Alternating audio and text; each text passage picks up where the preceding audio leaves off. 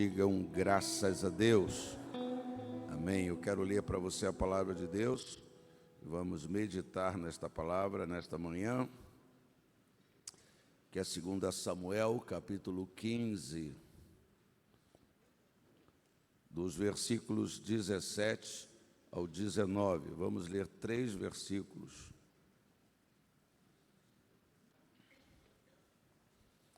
Segunda Samuel, capítulo 15, do verso 17 ao verso 19. Encontre, por favor, na sua Bíblia. Eu vou ler. Assim, o rei partiu com todo o povo. Pararam na última casa da cidade, e todos os seus soldados marcharam, passando por ele todos os queretitas e peletitas e os 600 giteus que o acompanhavam desde Gate. O rei disse então a Itai de Gate: por que você está indo conosco? Volte e fique com o novo rei, pois você é estrangeiro, um exilado de sua terra. Pai, fala aos nossos corações, nós te pedimos, através desta tua palavra. Nós nos colocamos diante de ti, da tua palavra, como ouvintes atentos, como servos, como aqueles que necessitam ouvir, aprender, receber a tua palavra. Que o teu povo seja abençoado nesta manhã, que a tua igreja seja edificada, Pai. É a minha oração em nome de Jesus, e que todos digam amém. Você pode ocupar o seu lugar.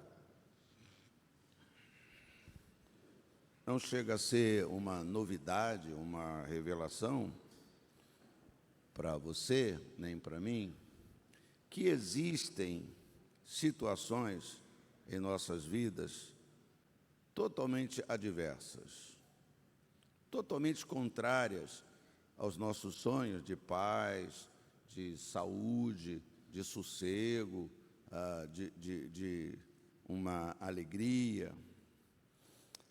E muitas vezes essas situações parecem ser o princípio do fim. A gente passa por situações que você fala assim: caramba, eu acho que não tem saída, não tem volta, não tem solução. O que nós chamamos muitas vezes de um caminho sem volta. E pensamos que, então, acabou. Está tudo acabado, está tudo terminado. Pode ser na nossa saúde, pode ser no nosso casamento, pode ser na nossa vida profissional, no nosso negócio, aquele negócio que você, a custas, a esforço, a oração, você empreendeu, mas de repente parece que se levanta uma situação que de tudo está dando certo, tudo está dando certo, e tudo está dando errado, e tudo está dando errado. E a gente fica com esse sentimento, a gente fica com essa impressão que não acabou, não há uma esperança. Eu já falei desse texto algumas vezes aqui nesta igreja. E nesta passagem que nós acabamos de ler, nós podemos ver o diálogo do rei Davi com Itai, o geteu, o rei, aquele que era o general daquela tropa de 600 pessoas, o líder. Ele era geteu, significa que ele era da terra, ele era um filisteu. Você sabe que filisteu é inimigo do povo de Deus lá no passado, dos hebreus, não é? O gigante Golias era um filisteu. E ele era o líder, então, desse pequeno exército de 600 homens que haviam saído da sua pátria para juntarem-se a Davi.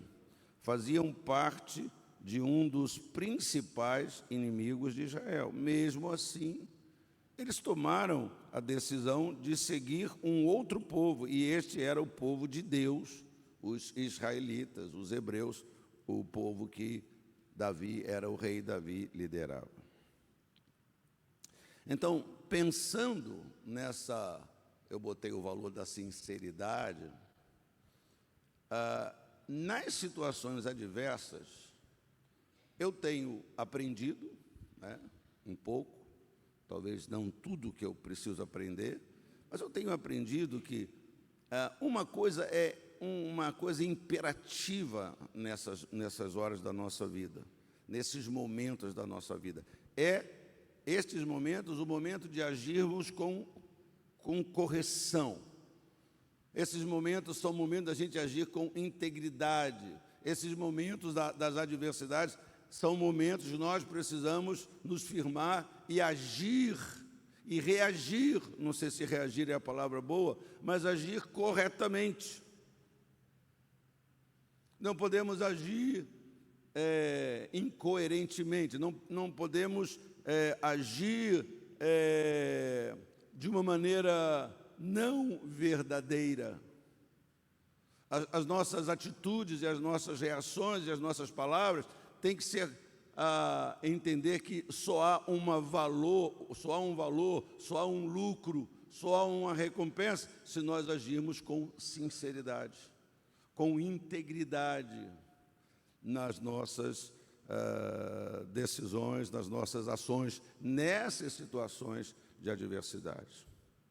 Então, no contexto, você deve ler, você pode ler, no contexto dessa passagem bíblica, Absalão, o filho do rei, tinha o propósito de usurpar o trono real. Davi, sabendo da notícia, ele decide então fugir da cidade, junto com todos os seus homens, evitando assim que houvesse derramamento de sangue sem necessidade. Quando chegam nesse processo de sair da cidade, quando chegam na última casa da cidade, o que poderia ser chamado também do limite da cidade, não o limite do território de Israel, mas quando eles passam na última casa da cidade, conforme o versículo 18 e 19, todos passam à frente do rei, dando o sinal que o seguiriam. É interessante isso aqui, não é? O Davi não passou primeiro e foi caminhando deixa eu ver se alguém está vindo aqui. Não. Quando chegou naquele ponto, que era um ponto que se estabelecia quem ia dar tchau, quem ia abraçá-lo, Davi parou e aí, conforme a cultura, aqueles homens começaram a passar à frente de Davi, numa demonstração que seguiriam com ele. E também o Itai e os 600 homens de Gate o fizeram. E esta atitude de Itai chamou a atenção de Davi por dois motivos.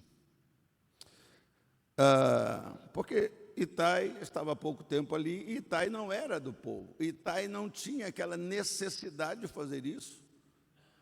É como assim, se Itai fosse ou Itai não fosse, para Davi, ele não tinha ele não ia caminhando assim, puxa vida, que situação minha, porque que o Itai podia vir, né? Não. Então, mas ele ficou surpreso, então, porque ele não tinha aquela expectativa. Ele chegou para ele e o desobrigou de ir junto, dando a esse homem a liberdade de fazer o que ele quisesse. Ele não era judeu, ele não pertencia a seu povo, ele poderia ficar na cidade, seguindo e servindo o próximo rei Absalão. Ele podia continuar usufruindo de todos os benefícios que até então ele possuía. Ele não era ameaçado, ele não enfrentava hostilidade. O rei desconfiava dele, não queria matá-lo. Então, Davi diz assim, não, para que você vai agora ir para o relento comigo? Porque agora você vai caminhar comigo, né? Fica aí, não tem problema não. Não precisa abrir mão do seu conforto para sair como um errante pelo deserto, junto com os seus homens. Então, isso aqui é uma lição importante para a gente. Nas horas de adversidade, são momentos de nós agirmos, né? Porque com essa sinceridade, porque nada adiantaria o Itai ter uma atitude não muito sincera, não, porque não pega mal, porque não é politicamente correto. Então vamos ali, né? Mas chegar um pouquinho na frente do Davi, não dá não, eu vou voltar, desistir no meio, tomar uma decisão que não foi uma coisa realmente do coração dele, da sinceridade dele. Então, eu posso aprender também sobre esse valor da sinceridade nas situações adversas que nós precisamos, e não é que nós precisamos, são nas situações adversas que nós mostramos, que nós revelamos quem realmente somos nós.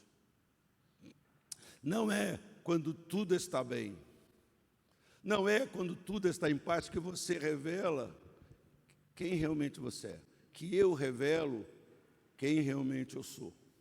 São, ao contrário, nas adversidades, nas lutas, nos momentos que exigem de mim e de você que nós creiamos em Deus, que a nossa fé é depurada, que aquilo que falamos, os nossos apegos, as nossas relações, o nosso casamento, não é?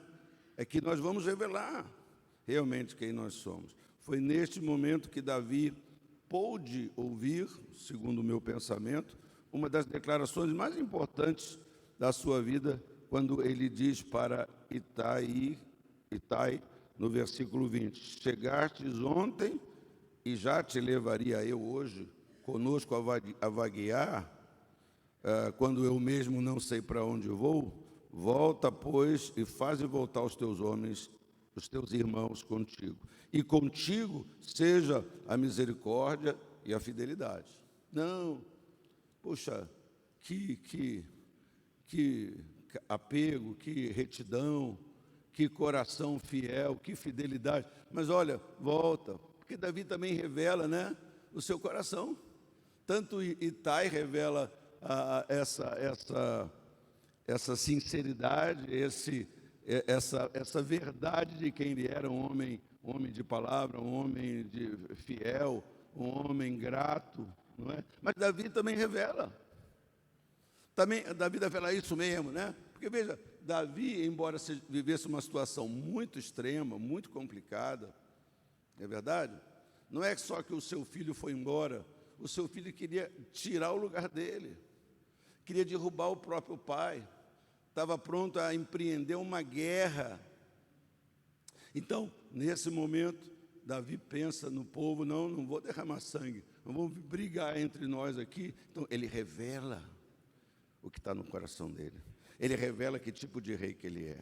E quando ele se depara com essa declaração do Itai, ele também fala assim, ele não falou assim, não, vai miserável, não, vai, a bondade seja com você, não fica preocupado, a misericórdia seja com você, para que você vai vai estar comigo nesta situação? Volta, pois, e faze voltar os teus homens, e contigo sejam a misericórdia e a fidelidade. No versículo 21, que nós não lemos até o 19, ele ouve como resposta do Itai o seguinte: tão certo como vive o Senhor e como vive o rei, meu Senhor, no lugar em que estiver o rei, meu Senhor, seja para a morte, seja para a vida, lá estará também o teu servo.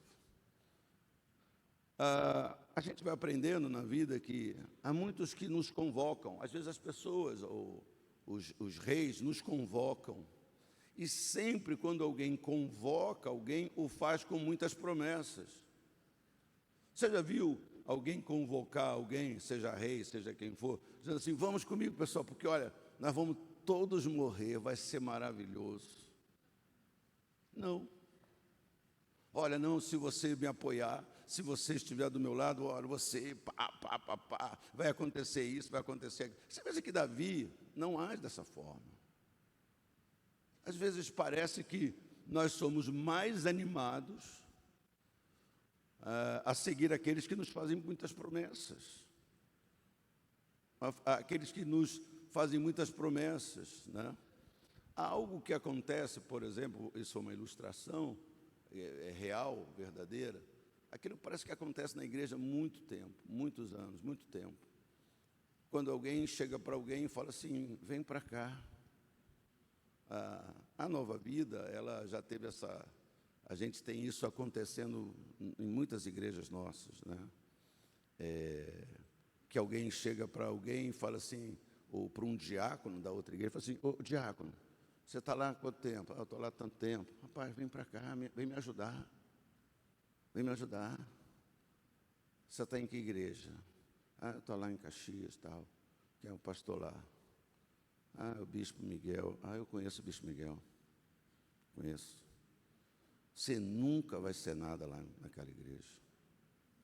Vem para cá, porque aqui, em tantos meses, você vai ser um pastor. Aqui, e parece que as pessoas têm esse desejo, né? Às vezes a gente pensa sempre, a gente está com algum tipo de dificuldade no coração, a gente sempre busca um atalho, a gente sempre busca encurtar a distância, a gente sempre pensa nessas coisas, né? E aí a pessoa vem, aquelas que vêm, e vem falar, ô bispo, eu quero encerrar minha carreira aqui, mas o que aconteceu? Não, nada, é que Deus falou comigo. Deus falou comigo que o meu tempo aqui acabou. Mas como que Deus falou com você? Ele não chega e fala assim, bispo, eu recebi um convite. Alguém me convidou. Não fala isso. A comunicação é, Deus falou comigo. Então, porque ninguém é atraído, irmão, a não ser que seja parente, né? Ou a não ser que você seja realmente um crente em Jesus. Mas, irmão, eu estava lendo a postagem de alguém, se você fizer um churrasco no seu aniversário, está chorando? Não, é o ônibus, não. Se você fizer um churrasco no seu aniversário, você vai ter 1000 pessoas na sua casa. Agora, se você convidar as pessoas para ir num restaurante, cada um pagar a sua no seu aniversário, você vai ter 10 pessoas. Né? Se você... Estava lá um monte de... não guardei na minha cabeça lá a historinha que alguém colocou, não é verdade?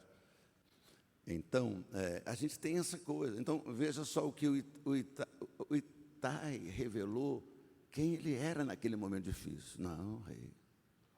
Não, rei. Ele fala do Deus de Davi. Ele estava assim, já começando a conhecer esse Deus, que não era o Deus dos filisteus, obviamente.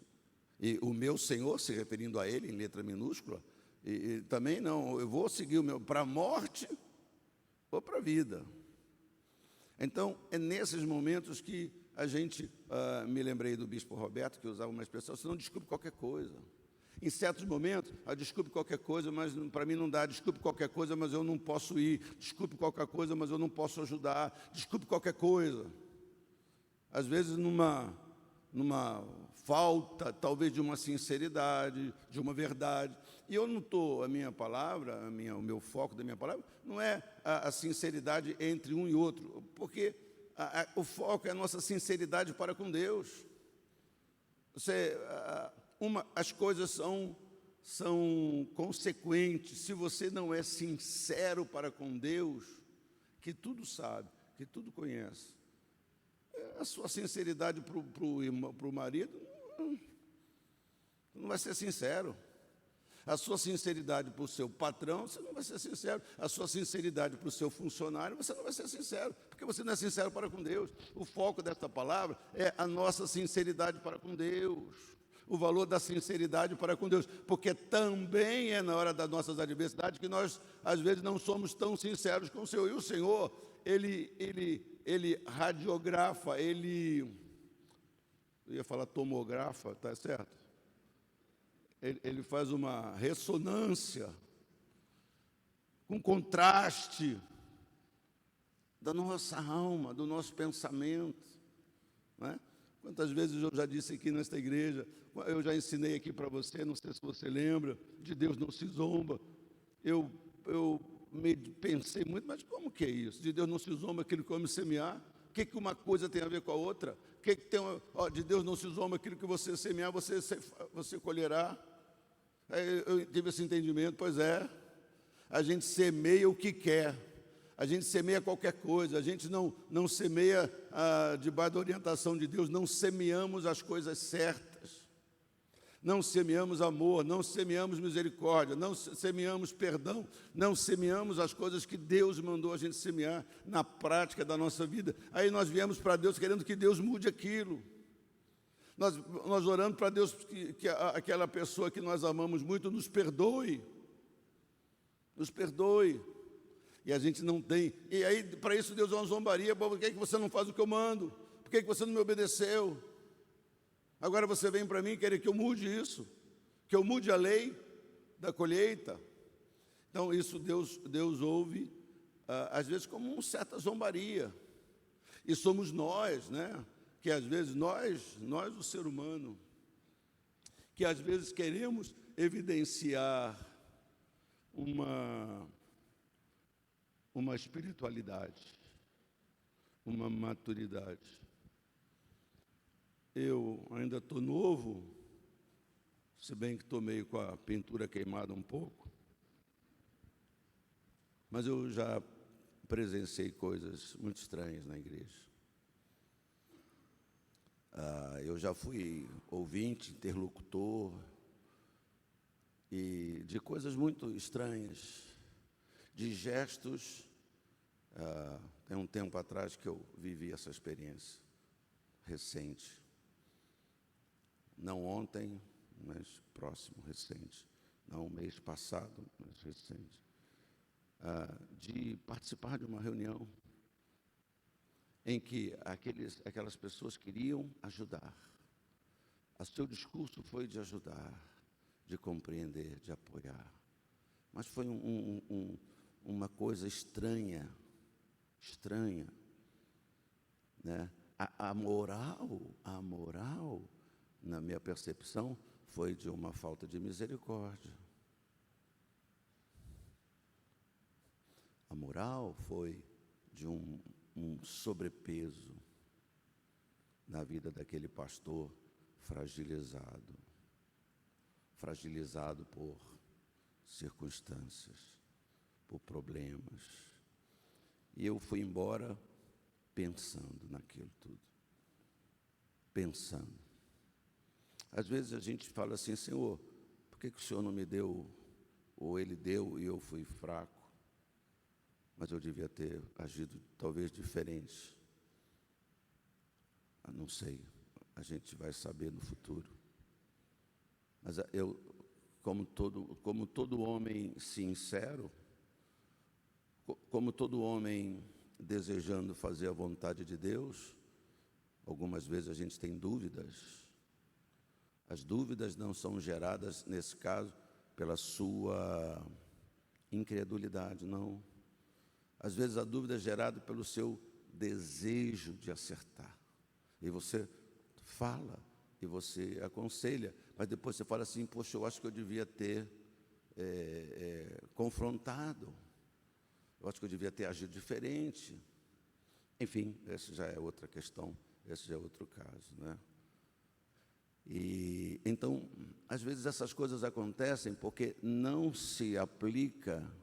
aplicamos e não compreendemos o valor da nossa sinceridade. O valor da nossa sinceridade.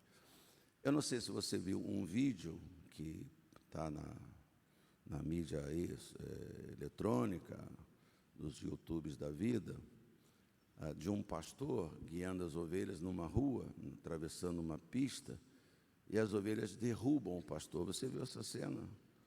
Ovelhazinhos, né? E as ovelhas vão, não sei o que aconteceu. Se ele falou, vai gorda, não sei. Bora moleza, não sei. Mas as ovelhinhas, elas se voltaram para ele e derrubaram ele. E a cena mais assim chocante é quando ele com dificuldade se levanta e uma ovelha vem e o ataca violentamente. E depois elas se agrupam e sobem lá o arribanceiro, o morrinho, e o pastor fica lá naquela estrada machucado, né? Essa é uma cena tão estranha. Eu não sei se você já viu. Quem viu esse videozinho? Viu? Está aí no Facebook, você viu? Eu não sei se você achou graça. Que coisa. A gente tem uma reação assim na hora, né, de achar engraçado aquilo, o que não é uma coisa muito natural, né, essa atitude das ovelhas. Eu, quando vi esse vídeo, eu fui ver outro vídeo, que é o pastor, aquela ilustração que as ovelhas conhecem a voz do pastor. Você viu esse vídeo também? O pastor de filha ele comandava, as bichinhas longe conheciam a voz dele, não é verdade? Mas essas coisas às vezes acontecem, não nesse contexto, mas em outro contexto, no contexto moral, no contexto verbal, né? As pessoas às vezes, né, por N razões, e você tem que ser um pastor que tem graça de Deus, você tem que ser um pastor. Eu fiquei vendo aquele vídeo e eu marquei uma coisa: o pastor não chutou nenhuma. E eu fiquei assim: Jesus, olha, esse pastor de ovelha, de bicho, é pastor mesmo, não é verdade? Talvez você esteja aqui e você não derrubou ninguém, não chutou nenhum pastor na sua vida, mas você estava com um problema tal e você foi chutado. Ou seja, você não foi compreendido, não foi compreendida, não é? E aí você fica tão machucado, tão ferida, justamente, corretamente, devidamente, não é verdade? Mas e aí quando é o contrário? Como é que é o nosso coração? E eu fiquei vendo o filminho, passei mais uma vez, não é? O pastor se levanta. É claro que a gravação foi interrompida. Se depois ele chegou lá, cadê aquela miserável com o cajado dele na mão, que ele estava com o cajado lá, caiu com tudo. Agora vai ver essa miséria. Não sei. Mas ali no filme, elas saem. E aí eu também penso sobre essas coisas, né? Também eu analisei essas coisas, né? Como o que deve ser a nossa atitude. Então, o Ittai tem esse sentimento, ele age não da boca para fora, ele age com uma sinceridade. Eu penso, irmãos, que isso deve fazer a gente refletir, pelo menos em 2 pontos. Eu já falei isso aqui, vou enfatizar. O bom exemplo de Davi fez Ittai tomar a decisão de segui-lo em qualquer situação. Então a gente deve ver o bom exemplo de Davi. Não, rapaz, não precisa disso não. Desobrigou, não colocou obrigação em cima dele. E a declaração, então, de Ittai evidencia a resposta de uma vida de dedicação, de servo, de gratidão, de reconhecimento, que aquele homem, embora numa situação agora muito complicada, foi aquele que o acolheu com paz, foi aquele que lhe deu alguns direitos que ele não tinha, foi aquele que o hospedou na sua terra, deu um espaço. Quantas casas, quanta terra precisa para habitarem 600 homens? Deu a ele segurança, mesmo sendo quem ele era. Então, Ittai, na sua declaração, ele evidencia esta resposta, essa gratidão. E, por último, eu quero lhe dizer sobre o valor da sinceridade, é porque sempre, irmãos, guarde isso no seu coração, há recompensa para a sinceridade. Sempre há recompensa. Às vezes tem algum risco de você ser sincero, como podia acontecer com Ittai. E a recompensa, porque após esta declaração de Ittai, Ittai foi colocado em posição de destaque pelo rei Davi. Foi um dos seus 3 generais que comandou a vitória contra Absalão, conforme você pode ler no capítulo 18. Então, duas coisas aqui são importantes de nós lembrarmos. Aquele que faz o que é certo, faz o que é certo de todo o coração. Esse apelo do Senhor, né? Que a gente deve servir a Ele, entregar a Ele de todo o nosso coração. Ele está falando dessa sinceridade, dessa inteireza, desta verdade. A verdade dos meus lábios tem que ser a verdade do meu coração também, do meu interior. Então, aquele que faz o que é certo é recompensado, sendo colocado em posição de honra. A honra, a recompensa de honra na nossa sinceridade. Não importa quem você seja, não importa qual a sua nacionalidade ou raça, quando suas ações são verdadeiras, são corretas, são boas, a vitória virá como uma recompensa. A história de Itai é muito semelhante à nossa, a minha e a sua, sem Cristo. Éramos apenas itinerantes.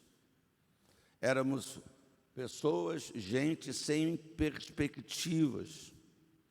Éramos pessoas desesperançadas, até mesmo com a própria vida. Mas quando nós temos um encontro com o Senhor, nós somos transformados. E é claro que as adversidades continuarão, semelhante àquela que aconteceu com o Itai. Mas o bom caráter dele foi o fator decisivo para que ele tomasse a decisão certa e fosse bem-sucedido.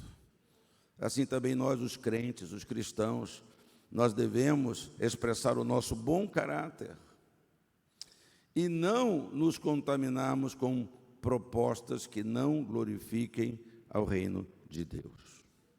Somente assim o Senhor poderá agir em nosso favor, trazendo a bênção que nós precisamos. Quero que você reflita um pouco comigo sobre a sua própria vida. Você tem agido com sinceridade diante de Deus? Você tem sido esse cristão sincero? Isso passa, irmãos, pelas coisas que nós cantamos, pelas declarações que a gente faz, até mesmo pelas promessas. Ah, Senhor, ah, Senhor, ah, Senhor, né? Ah, eu vou fazer isso, eu vou fazer aquilo.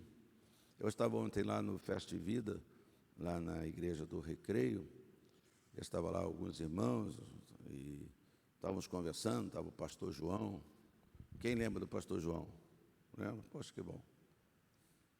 Estava o pastor João, quando me vê, fica me alugando direto, né? Aí conversamos muito lá. Estamos falando sobre essas coisas, sobre, assim, promessas que alguns líderes fazem, que não são verdadeiras, que não são sinceras. Não é? Eu conheço muitas pessoas, muitos pastores, já com um caminhar sobrecarregados com essas coisas, porque alguém disse assim: vem para cá, eu vou te dar isso, eu vou te dar aquilo, né? Você vai ser pastor desta igreja. E era tudo, não era sincero. O tempo passou, alguém acredita e trata-se como se nunca tivesse dito nada. E o outro cai numa frustração, numa depressão, numa culpa. E você sabe, sempre tem culpa, né? Problema de certas coisas, né? Eu gosto muito da palavra lá do rei, em Provérbios 30, o nome do rei Agur.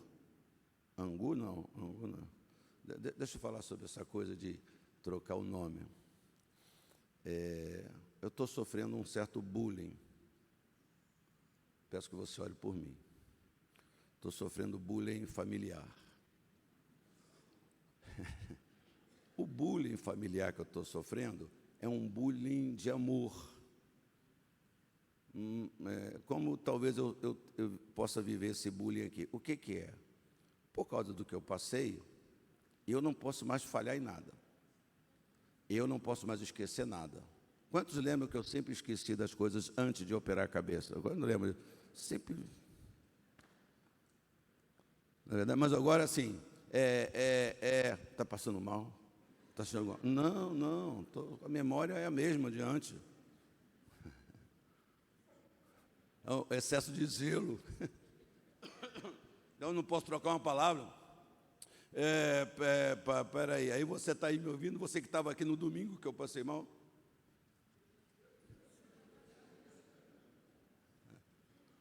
Eu tenho falado assim, gente, teve um culto aqui, você estava, que eu não me lembro bem, mas eu falei assim, abra a sua Bíblia em Romanos 4,15, e eu abri em Filipenses 4,15. Abri em outro capítulo. Já acharam. Aí eu comecei a ler. Aí todo mundo ficou uma agitação. Eu não tinha nem operado a cabeça ainda, você lembra? Aí depois que você passa por uma situação, não é verdade? Fica aquele cuidado, aquela preocupação, não é verdade? Enfim, isso foi só um detalhe. Então, mas examine-se. Vamos nos examinar. Nós não temos esse conselho de, ao participar da ceia, examine-se, pois, o homem. Então, você pode se examinar nessa manhã à luz desta palavra, à luz desse conselho tão simples, tão fácil de se compreender. Então, você tem agido com sinceridade diante de Deus? Você sabe, querido, daqui a pouco nós vamos trazer o dízimo. Aqueles que dizimistas são, obviamente. Até nisso a gente pode não ser sincero, sabia disso? Agora, não adianta você dizer, não, eu não levo mesmo porque eu não concordo, porque eu sou sincero. Aí é outra questão. Você tem que aprender, você tem que se deixar influenciar pela palavra de Deus. Você deve deixar-se influenciar nesse assunto pelo Senhor. Mas, às vezes, a gente traz o dízimo e não há uma entrega sincera. Né? Às vezes, não há a nossa atitude. Né? Poxa, já não chega que eu estou obedecendo. Eu sempre creio que obedecer é melhor. Você crê que obedecer é melhor? Obedecer é melhor. Obedecer é melhor. Abre a tua boca para falar isso para você. Fala para você, obedecer é melhor. Fala para você mesmo, obedecer é melhor. Acredita, se convence disso. Sempre vai ser melhor. Né? Embora às vezes pareça que não, parece que não. Mas obedecer é melhor. E quem já desobedeceu a Deus, a palavra de Deus, sabe que é verdade. Sabe que o preço foi mais caro. Embora eu creia, assim, que Deus quer que lhe obedeça. Né? Então, às vezes a gente obedece, assim, meio, mas continua. Você não pode, 10 anos obedecer do mesmo jeito. Às vezes a gente pode até começar fazendo alguma coisa correta. Né? Por exemplo, onde é que nós temos crise com isso para caramba, irmãos? É no perdão, não é verdade? Por perdão, a gente não tem essa coisa, vou obedecer a Deus. Se você está machucado ainda, está ressentido, mas perdoe por obediência. Ah, não vou obedecer porque não adianta. Como que não adianta? Não adianta para quem?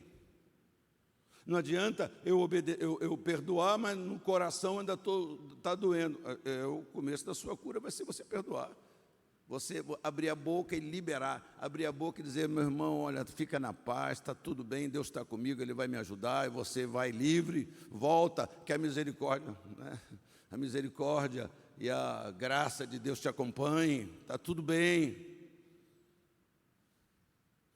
Então, obedecer funciona sempre, amém?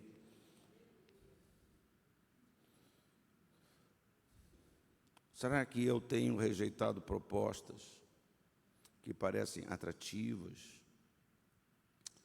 Irmãos, tem propostas que não são só propostas pecaminosas. Tem propostas, olha aí, tem propostas boas, lícitas, mas que a gente deve rejeitar. Como, pastor? Eu não entendo isso. Pois é. Eu vou te dar uma ilustração. O pastor Marco Aurélio está trabalhando em Orlando. E ele conheceu uma pessoa que fez uma proposta sensacional para ele. Brasileiro, tem empresário, 100 funcionários no Brasil, quer abrir uma filial lá, numa área extremamente técnica, extremamente carente lá nos Estados Unidos. E, por circunstâncias, conheceu o pastor Marco Aurélio, não guardei bem essa parte, e propus a ele: olha, eu vou abrir uma empresa aqui, eu queria que você fosse sócio. Mas eu não tenho dinheiro. Não, você vai entrar com uma pequena parte, e vamos fazer contratos aqui. É interessante que a proposta caiu. Poxa, você diz assim: pô, Deus está abrindo uma porta para mim aqui. Vou ter condições, não só de me manter, como também de investir na obra de Deus, porque há uma perspectiva muito grande no negócio.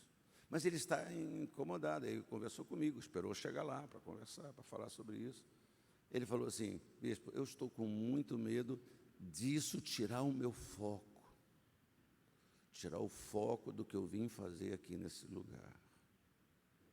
Apesar de todas as dificuldades que existem, né? Nós temos orado e nós precisamos sempre orar, nos lembrar de orar pelo pastor Marco Aurélio lá. O trabalho na América tem uma tipicidade, tem uma dificuldade, né? Eu não sei se... não vou falar isso não. Mas, assim, eu sempre ponderei certas coisas com o pastor Marco Aurélio, mas eu estava lá no culto da comemoração, olhando para tudo, participando, e eu falei assim: nós precisamos... assim, eu reconheci aquele desejo do pastor Marco Aurélio de abençoar aquelas pessoas.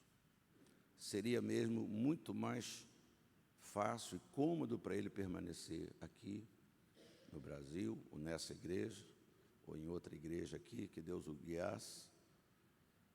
Então, eu reconheci isso, esse lado, que às vezes quem está de fora, quem está de longe, poxa, maravilha, que maravilha, hein?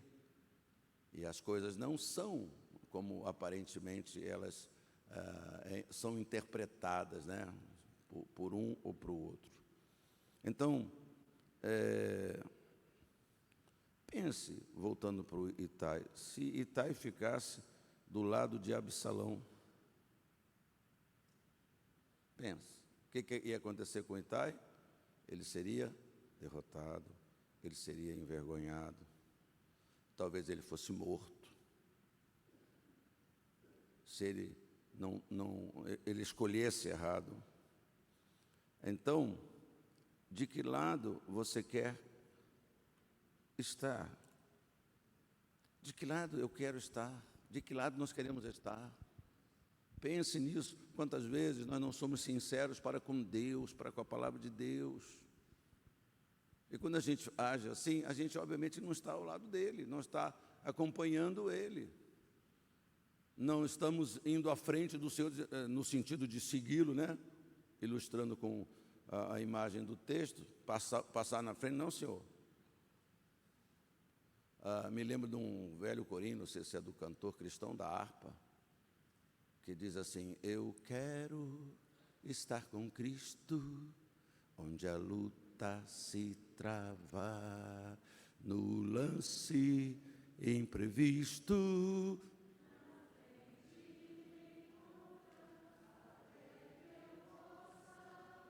Ver na glória, me alegrando, onde Deus vai. Hoje, meus irmãos, né? A gente quer estar onde? Eu quero muito estar com Cristo, mas já era. Eu quero muito estar com Cristo, mas não quer nada estar com Cristo de verdade. Eu quero estar com Cristo, mas isso não é sincero. Se não é sincero para com Deus, não tem valor.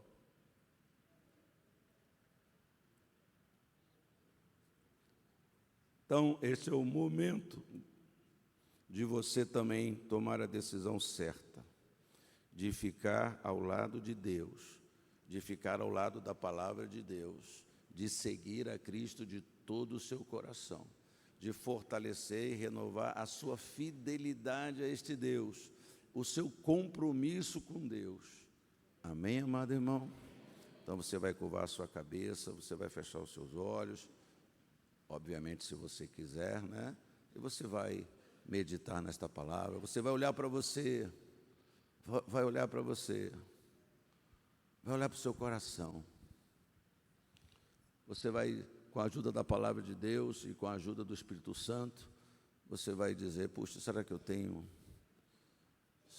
tido essa sinceridade para com meu Deus? Será que tudo aquilo que eu tenho dito, que eu tenho falado, os votos, as promessas, não, Senhor, eu vou fazer, não, Senhor, eu vou te seguir, não, será que você tem ficado só com as palavras? Talvez você esteja, quem sabe, enfrentando derrotas. Enfrentando derrotas, não, vivendo derrotas. Porque nós todos enfrentamos adversidades. O problema não são as adversidades que vêm, que chegam, o problema é como nós passamos por elas. A questão é como nós saímos depois das adversidades. Olhe para você, olhe para o seu coração. Olhe para as coisas que você tem feito, como que você tem feito. A palavra de Deus está aqui para nos ajudar, para nos curar, para nos levantar. O Espírito Santo está aqui para nos abençoar, para nos levantar, para nos restaurar. Feche os olhos e ore, feche os olhos e fale com Deus.